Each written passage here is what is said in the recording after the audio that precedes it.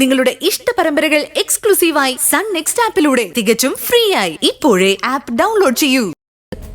ഞങ്ങളുടെ മകന്റെ ഭാവി ഇരുളടഞ്ഞു പോകരുതെന്ന് കരുതി മാത്രം വന്നത്.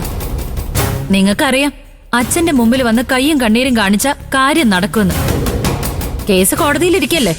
കുറ്റം ചെയ്ത മകന് റാങ്ക് കിട്ടിയെന്ന് അവിടെ പറഞ്ഞ കോടതി ഒരാനുകൂല്യം കൊടുക്കില്ലെന്ന് നിങ്ങൾക്കറിയാം. അവരമ്മാവനെ കാണാല്ലേ വന്ന്. അമ്മാവൻ എന്താന്ന് വെച്ചാൽ തീരുമാനിക്കട്ടെ. നീ അകത്തേക്ക് പോ. അമ്പിളി, നീ അമ്മാവനെ വിളിക്കാം. നീ വാ ചേരു. ഇങ്ങോട്ടിരിക്കാം. വേണ്ട രഘുവേട്ട, അത് വേണ്ട. അതിനുള്ള യോഗ്യത ഞങ്ങൾക്കില്ല.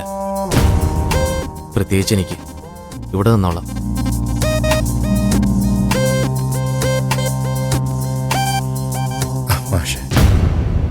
നിങ്ങൾ എന്റെ മുമ്പിൽ ഇങ്ങനെ കൈകൂപ്പി നിൽക്കുന്നത് കാണുമ്പോൾ എനിക്ക് വലിയ വിഷമമുണ്ട്.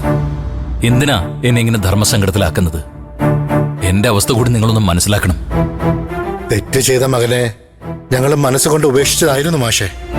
പക്ഷേ ഇവൻ പഠിച്ച് വലിയൊരാളായി കാണണമെന്ന് ആഗ്രഹിച്ച ഞങ്ങൾക്ക് മുന്നിലെ ഇപ്പോ ദൈവം പ്രതീക്ഷയുടെ നേരിയ വെളിച്ചം കാട്ടി തന്നിരിക്കുക ഇവന് കിട്ടിയ റാങ്കിലൂടെ.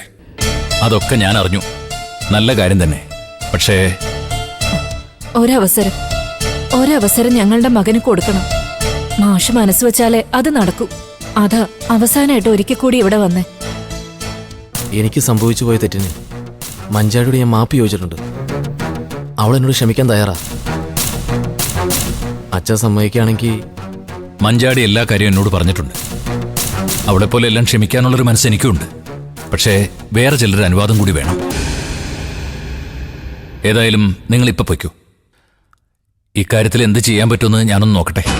ചെയ്യാൻ പറ്റുന്നതൊക്കെ ഞാൻ ചെയ്യാം, അത്രേ പറയാൻ പറ്റൂ.